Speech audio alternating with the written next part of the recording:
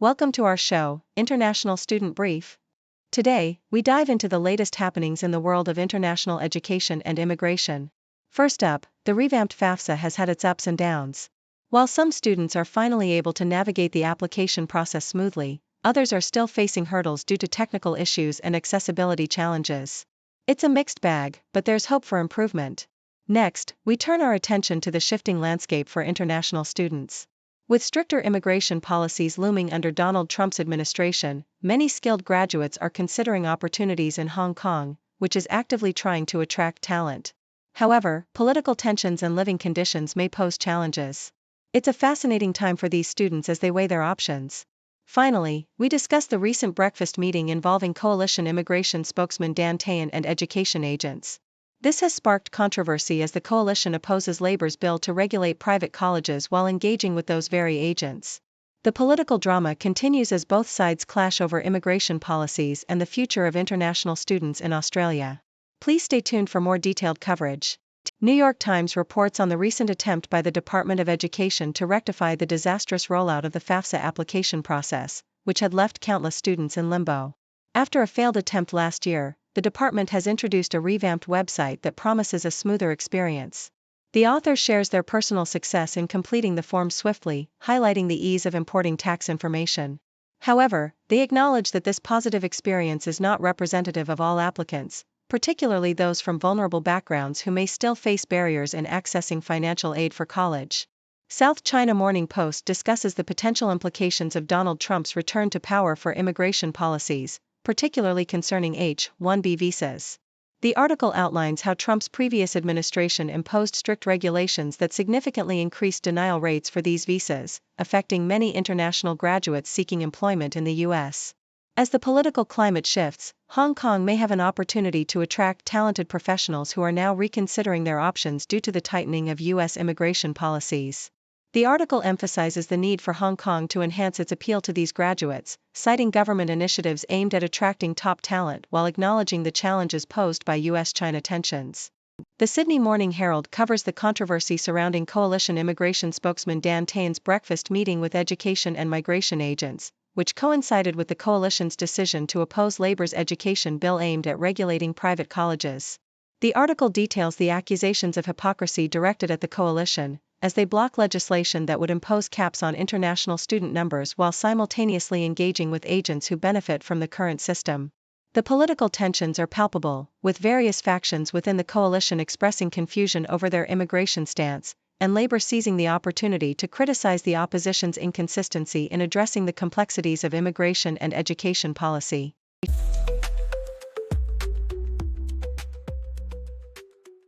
The Sydney Morning Herald reports on a controversial event led by coalition frontbencher Sarah Henderson, who spoke to migration agents and private colleges just a month before her party blocked Labor's bill aimed at regulating the private education sector.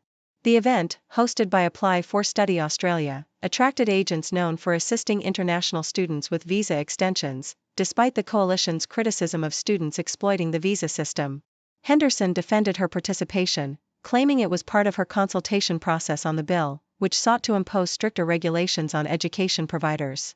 Meanwhile, the coalition's opposition to the bill has raised eyebrows, particularly as they have been vocal about the issues surrounding international student visas.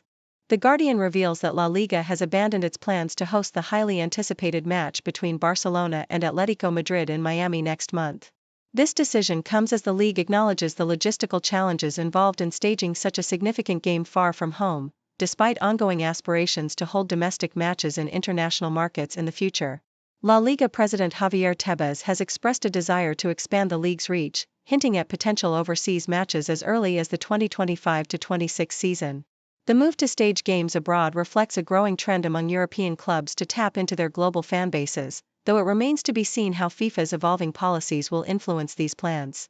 The Sydney Morning Herald also highlights opposition leader Peter Dutton's criticism of Labor's international student caps, which he claims favor wealthy urban universities while exacerbating Australia's housing crisis. Dutton's comments indicate a push for stricter immigration policies, as he argues that international students occupy rental spaces that should be available to Australian citizens. In a heated parliamentary exchange, Dutton refrained from specifying his own proposed student caps but promised deeper cuts under a future coalition government. Labor, however, has seized on his remarks to accuse him of hypocrisy, questioning his commitment to managing immigration levels effectively, especially as debates intensify over housing affordability and the impact of student visas on the rental market.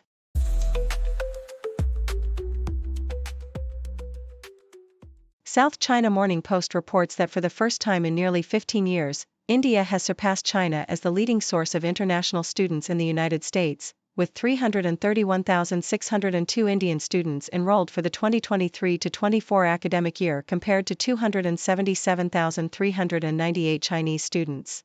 This shift represents a 23% increase in Indian students, while Chinese enrollment has decreased by 4%, continuing a downward trend that began in the 2019-20 academic year.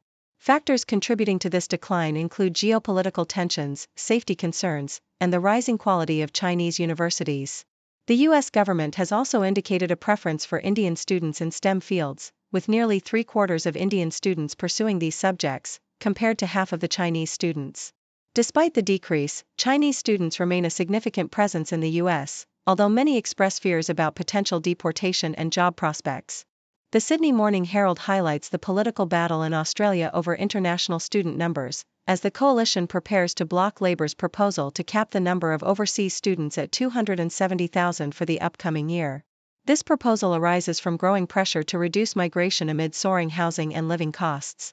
The coalition, promising larger migration cuts than Labor, argues that the caps would create uncertainty for universities, which are already struggling with planning due to ongoing student arrivals. Education Minister Jason Clare criticizes the coalition's stance, suggesting it undermines their credibility on immigration. The proposed cap would lead to a significant reduction in new overseas student admissions, creating a complicated situation for educational institutions as they face challenges with visa approvals and enrollment from certain countries. Thank you for tuning in. The content above showcases the latest briefing reports and analytical synopses, thoughtfully curated by the 6Do team.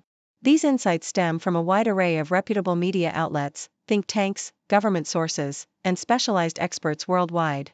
We encourage you to explore these sources for a comprehensive perspective. Keep in mind that while the content may not always align with the official standpoint of 6Do Brief, it's not meant to be taken as absolute directives for decision-making. Comprising seasoned media professionals, learned scholars, and accomplished scientists, the 6Do team embodies a trailblazing, fully independent media entity.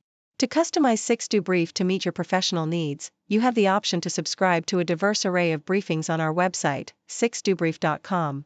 Regardless of your location, you can conveniently receive 6Do Brief via email. Great dragon wakes ancient streets, leading change with modern beats. Cities rise and towers peak, new dawn breaking, bold and sleek. From the Great Wall to Shanghai, progress moves as kites fly high. Tech and trade, it's all in play, future shines brighter every day. Great dragon roars, change the cars, marching strong with mighty force. Whoa. New era, new wave, fast-paced day, history made in full display. Politicians make their plea, voices blend in harmony. Policies for growth and peace, ambitions never cease. Dreams of silk and digital, bridging gaps from old to new. Fortunes build and bonds renew, nations strengthen, bold review. Traditions hold, but minds explore. East meets west and knowledge door. Complex world they navigate, China's power demonstrates.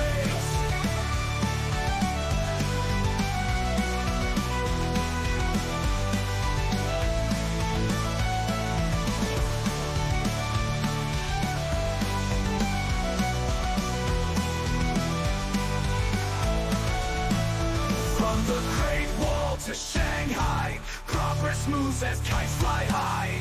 Tech and trade, it's all the play, future shines brighter every day. Great dragon roars, change the course, marching strong with mighty force. New era, new way, fast-paced day, history made in bold display. Politicians make their plea, voices blend in harmony.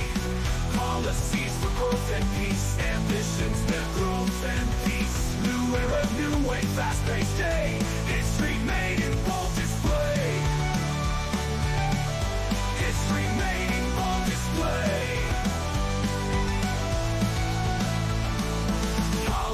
nations make their plea, voices blend in harmony. Policies for growth and peace, ambitions never cease. Dreams of silk and digital, bridging gaps from old to new. Fortunes build and bonds renew, nations strengthen, bold review.